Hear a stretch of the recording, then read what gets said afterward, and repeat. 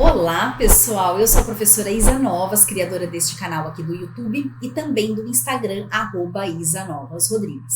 Você vai me encontrar também no TikTok, porque a Pro é muito moderninha, e também no Spotify com o projeto do CLV. É apenas o CLV que eu jogo lá pro Spotify, o resto, né, fica tudo aqui no YouTube mesmo.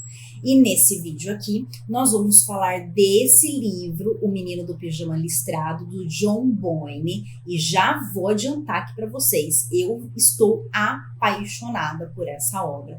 E vou dizer para vocês os motivos.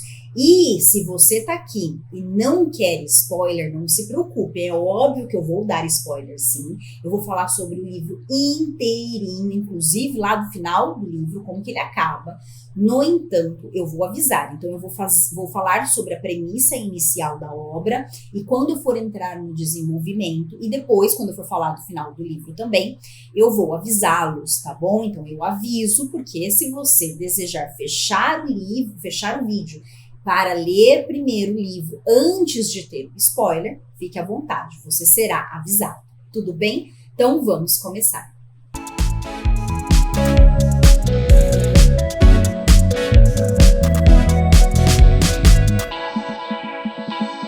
Aqui nesse canal eu produzo muito conteúdo sobre literatura escolar e literatura de vestibular, especificamente Unicamp e FUVEST, e também acabo pegando outros vestibulares pelo Brasil, tá? Então eu quero dizer para vocês, vestibulandos e alunos, que se você entrar aqui no link que eu deixei na descrição, você vai encontrar e-books com análise das obras dos vestibulares, ok? Então você pode adquirir esse e-book, lá vai ter análise completa da obra, além disso, questões de vestibulares anteriores e gabarito comentado, para que você possa treinar e ir fazer o seu vestibular com segurança.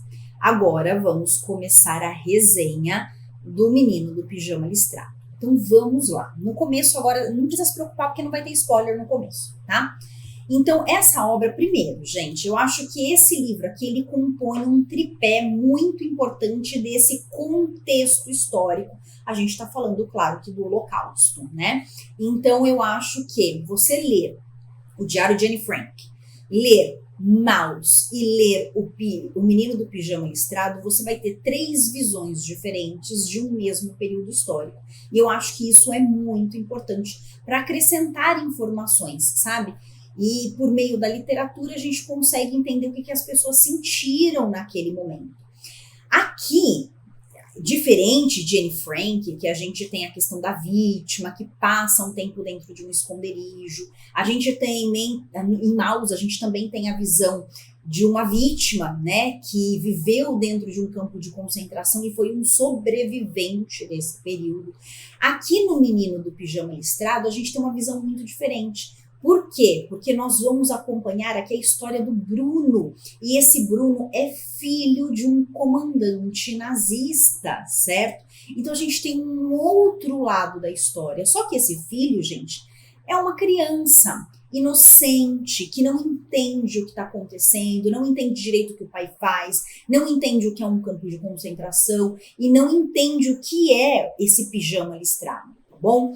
Então, no início do livro, a história começa com ele chegando em casa, depois da escola, eles moravam em Berlim.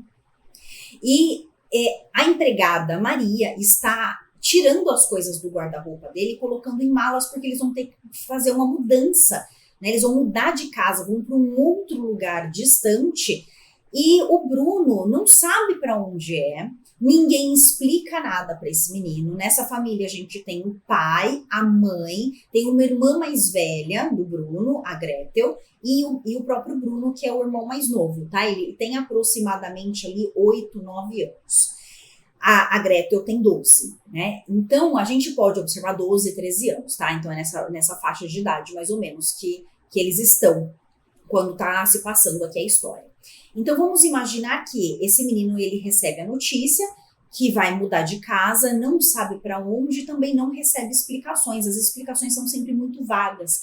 Ele só percebe no ar que há uma tensão muito grande, que a mãe não quer mudar, mas que, de qualquer forma, não tem como evitar e eles serão obrigados a mudar de casa. Então, eles vão fazer essa mudança. Quando eles chegam nesse outro lugar, eles estão numa casa menor. E o Bruno, claro que viveu em Berlim sempre com muito conforto, então ele estranha a falta de conforto, a diminuição do conforto, mas é uma casa, né, com empregados e tudo mais. A Maria, aquela empregada de Berlim, vai também, tem um outro empregado, o Pavel, e assim por diante, tá? Então eles continuam morando naquela casa.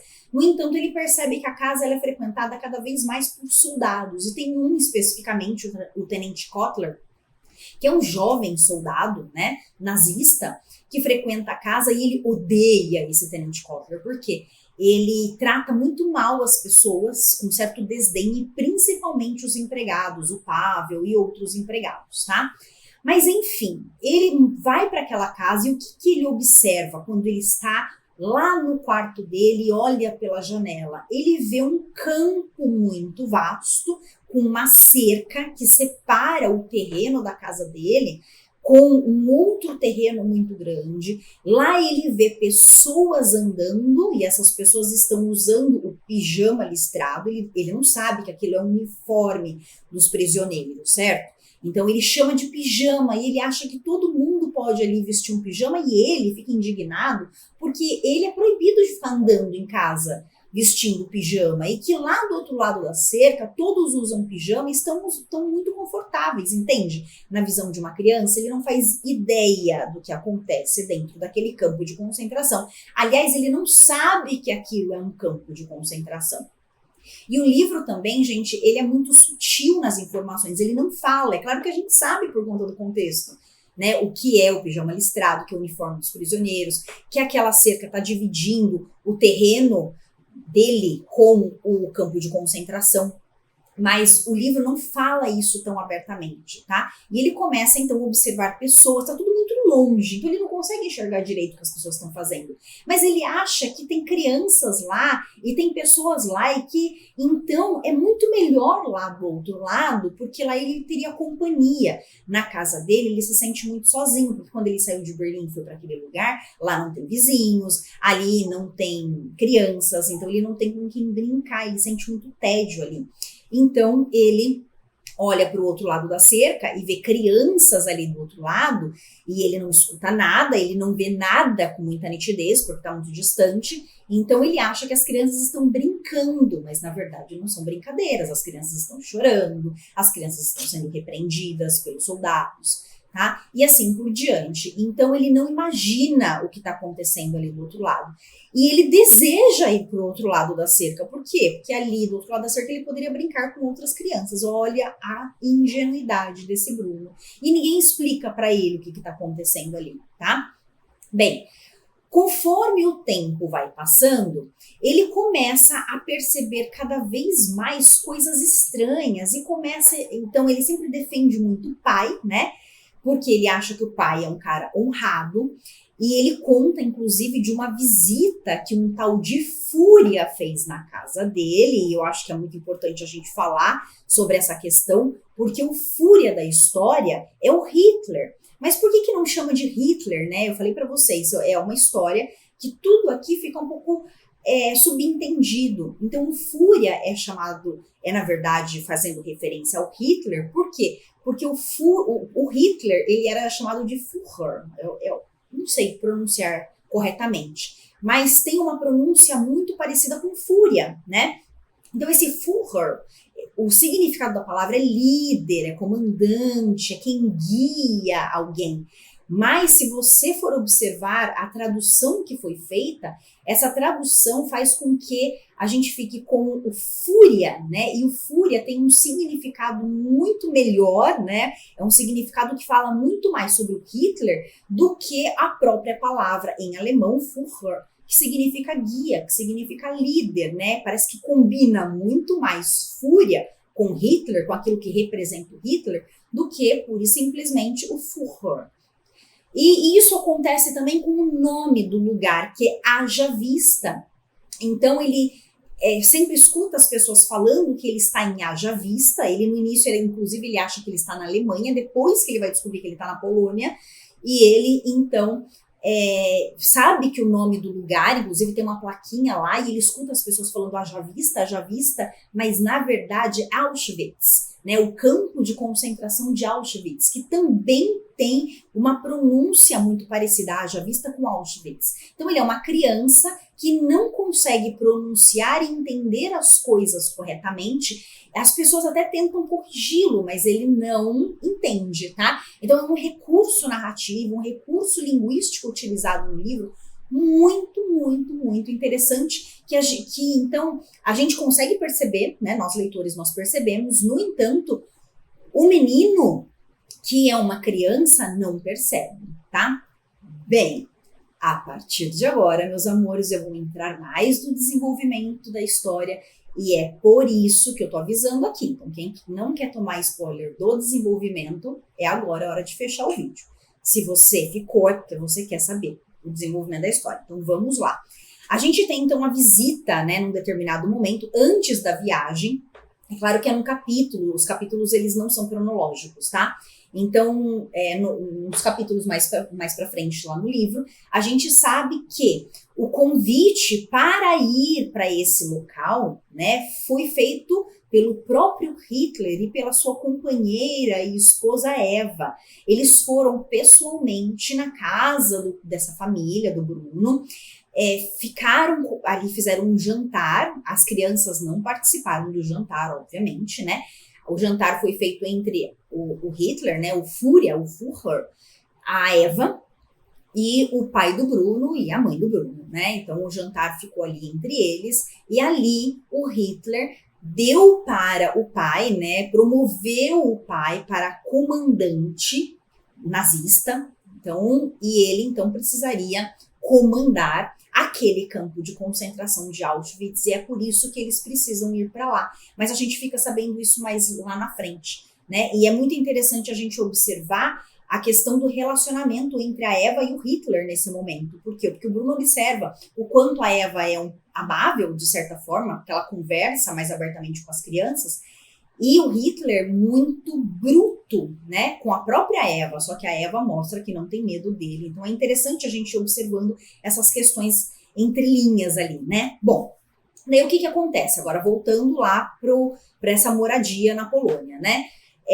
Num determinado momento, o Bruno, com muito tédio, o que ele faz? Ele resolve desobedecer os adultos e ele caminha pela cerca, né? Do outro lado, claro, né? Mas ele caminha rente à cerca, caminha, porque ele quer ser um explorador. E nessa questão de explorar, ele acaba conhecendo um menino que está do outro lado da cerca, vestindo o tal do pijama listrado, que é o Shmuel, que é um polonês, mas que fala alemão, fala outras línguas, e eles se conhecem, e o Bruno começa todos os dias fazer esse passeio para encontrar o Shmuel, que é o único amigo que ele tem. E eles acabam fazendo ali uma certa amizade. Só que, gente, as coisas ali vão acontecendo e o Shmuel vai contando certas coisas que acontecem dentro do campo de concentração, e a gente começa a perceber que parece que o Bruno às vezes não quer ouvir, né? Por quê? Porque ele não quer desconstruir essa imagem que ele tem do pai. Ele é uma criança que acha que o pai é do bem, ele não entende, né, o que o pai faz. Então, ele escuta, mas na verdade ele não escuta, ele muda de assunto, e os dias vão passando, e ele vai a cada dia sabendo uma coisa diferente, certo? Até que tem um momento que é muito, muito impactante na história, que é quando o Shmuel vai à casa do Bruno, o tenente Kotler leva o Shmuel até lá. Aliás, todo mundo tem medo desse tenente Kotler, tá? O Bruno tem medo e o Shmuel também tem medo. A Gretel, a irmã, fica ali, né? Parece que paquerando o tenente Kotler, tá? Só que nesse dia que o Shmuel vai para lá, ele vai para limpar taças. E quando o Bruno encontra o Shmuel dentro da sua própria cozinha, ele começa a conversar e ele oferece comida. As pessoas dentro do campo de concentração passavam muita fome. Nesses encontros, o Bruno procura levar comida. O Shmuel sempre pede por comida e o Bruno leva algumas coisas, né? Mas como ele não entende o que se passa dentro do campo de concentração, no caminho às vezes ele até come aquilo que ele ia dar pro Shmuel, né, coitado. Mas enfim, então ele oferece pro Bruno uma certa comida, o Bruno, quer dizer, oferece pro Shmuel, o Shmuel nega, porque ele tem medo que o Tenente Kotler entre na cozinha e veja, né? Só que o Bruno vai lá e coloca um pedaço de carne na mão do Shmuel e ele engole rapidamente. E nisso o Tenente Kotler entra na cozinha e percebe que o Shmuel estava comendo. Para se defender, o Shmuel diz, mas é que ele que me deu, ele é meu amigo. E o Tenente Kotler diz, não, você roubou essa comida. E pergunta pro Bruno, fale se você é amigo. E o Bruno nesse momento nega, gente. Ele nega porque ele sente medo, entende? É um pavor, é uma criança. Às vezes a gente até se revolta na leitura, fala, Bruno, por que você não defendeu o seu amigo? Mas é só uma criança que também sente medo daquele cara, né? Que viu num determinado momento esse mesmo Tenente Kotler batendo no Pavel, né? Porque o Pavel derrubou vinho servindo a mesa. Então, assim, são muitas brutalidades que acontecem que vão fazendo com que esse menino, mesmo sendo filho do comandante, sinta medo. Então, ele nega.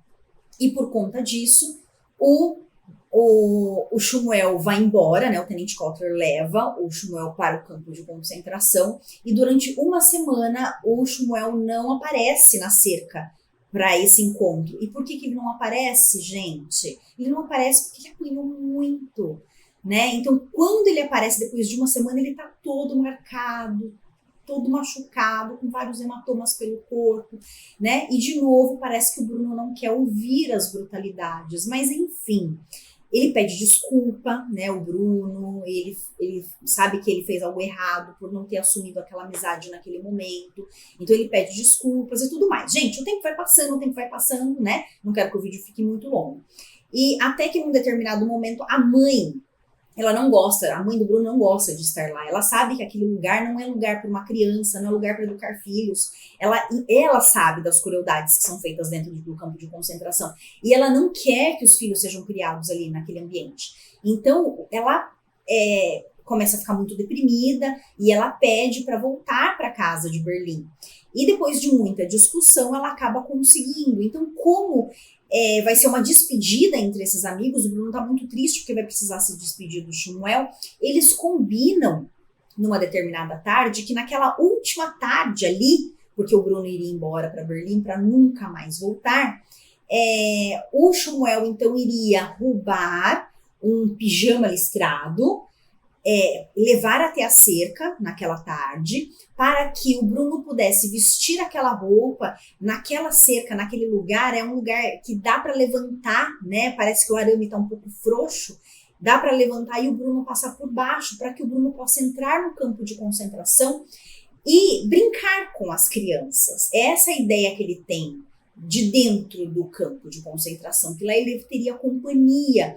E como o pai do Shmuel tinha sumido, o avô já tinha desaparecido, o pai tinha desaparecido, a gente sabe o porquê. Um campo de concentração é um local de extermínio de pessoas, e as pessoas desaparecem porque elas morrem. Elas vão para dentro das câmaras de gás e tudo mais. Então, o Shmuel, ele não sabe também, né, o que aconteceu com o avô, o que aconteceu com o pai. Então, ele pede ajuda do Bruno para explorar e para procurar pistas pelo pai, né? Então, naquela última tarde, isso acontece, tá? E a partir de agora, eu vou avisá-los de novo, um outro alerta de spoiler. Então, eu vou falar do final da história. Se você não quiser saber o final da história, é hora de fechar o vídeo, ok? Agora, se você ficou aqui, já deixa a curtida. Faz favor de deixar sua curtida agora, porque eu vou falar do final dessa história, que é muito, muito impactante. Aliás, eu chorei em vários momentos aqui do livro, inclusive naquele momento que eu falei sobre as taças ali, né, que o Bruno negou aquela amizade. Eu chorei bastante naquele momento. Mas enfim, então continuando. Então o Bruno entra no campo de concentração e eles passam horas e horas caminhando e o Bruno começa a sentir medo lá dentro. Ele começa a perceber que os soldados, eles gritam, que os soldados brigam e o Bruno consegue efetivamente passar ali como se fosse um menino judeu. Por quê? porque ele está com o cabelo raspado, porque teve uma epidemia de piolho e o pai acabou raspando o cabelo dele, tá? Então ele tá com o cabelo raspado, assim como todos os outros, e usando também o mesmo uniforme das outras pessoas, tá? Bem, então ele entra no campo de concentração e eles passam horas e horas ali buscando pelo pai do Bruno. Pelo pai do Bruno, não, pelo pai do Shmuel, né? E nessa busca, o Bruno sente medo por diversos momentos, ele percebe o quanto as pessoas lá estão magras, estão doentes, estão cinzentas, estão infelizes, né? A tristeza e a depressão paira na mente ali e na fisionomia de todas as pessoas, né? Então ele entende naquele momento que aquele ali não é um lugar para ele e que ele precisa voltar para casa. Só que quando ele decide que ele agora eu vou voltar porque não dá mais, né? Vai começar a escurecer. Eles escutam um apito muito alto. E daí o Bruno fala, mas o que é esse apito?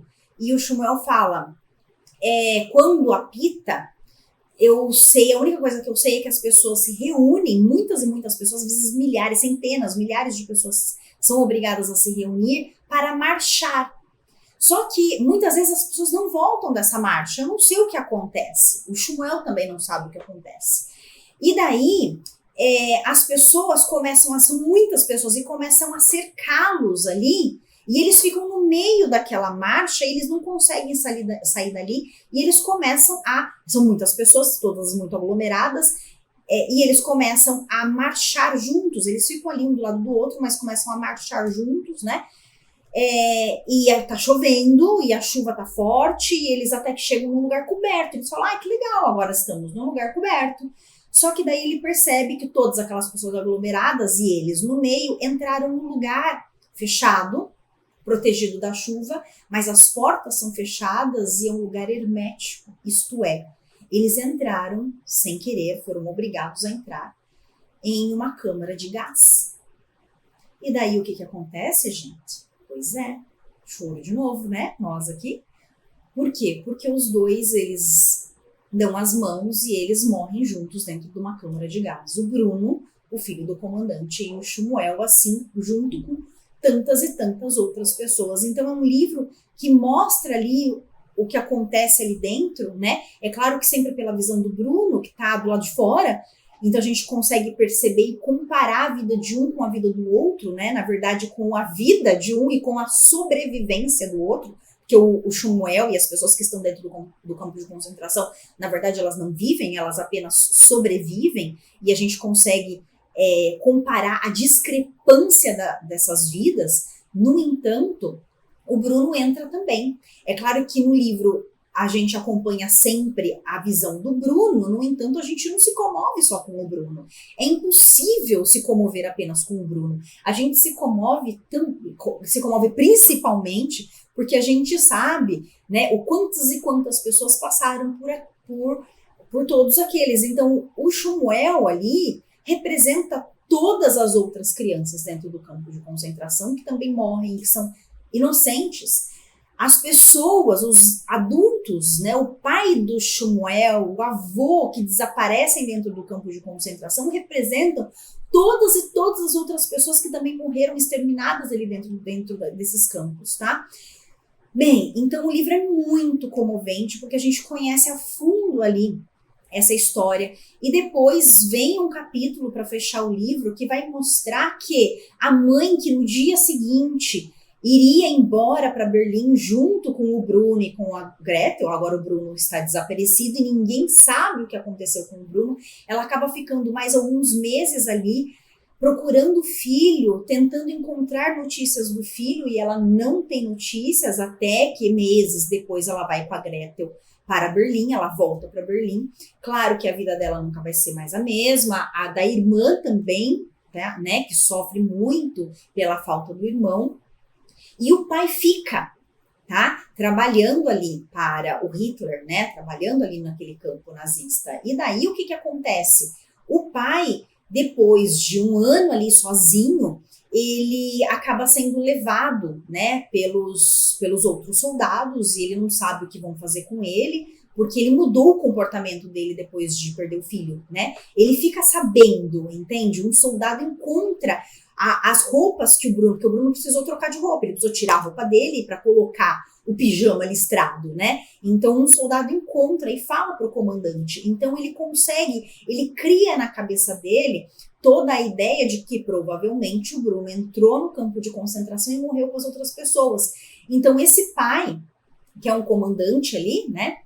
Ele percebe, né, que o filho dele acabou sem querer, também um outro inocente, assim como o Shmuel com todas as outras crianças, acabaram, e o filho dele também acabou morrendo por conta disso, né?